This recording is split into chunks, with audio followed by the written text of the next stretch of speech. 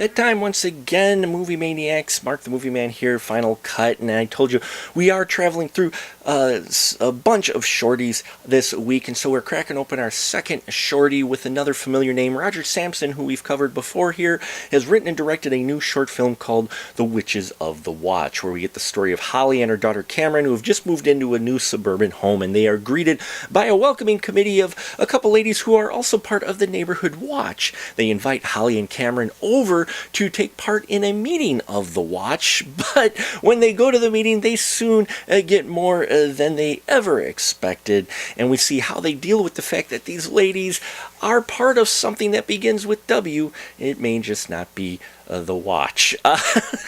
Yeah, I liked Roger Sampson's approach to this. All his shorts really do feel very Tales from the Cryptish, very along those anthology lines, and I Tales, Twilight Zone type of deal, and I like that. I like that quite a bit. His approach to it, and the approach to this material really is sold by the performances of the veteran actresses he has in this film.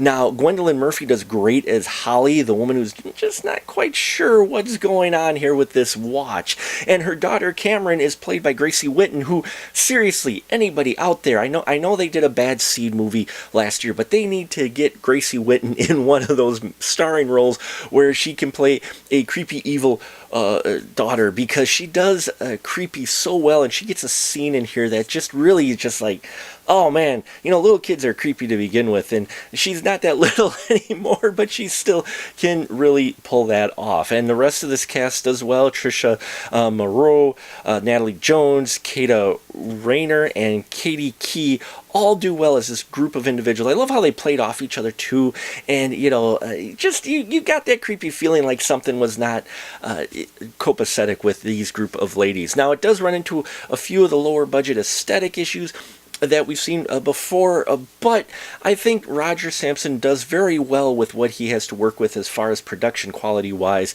and it really is sold by the performances of those involved, as the shoots themselves are fairly simple, just a couple of locations. So, The Witches of the Watch, I'll put as much information as always down below. I'm not sure it's out there for public consumption yet, but just take a look in the description for links to stay up to date on what else Roger Sampson is doing. I thank you for your support. Please check out our Patreon if you haven't already. And until next time, remember, keep that ticket stub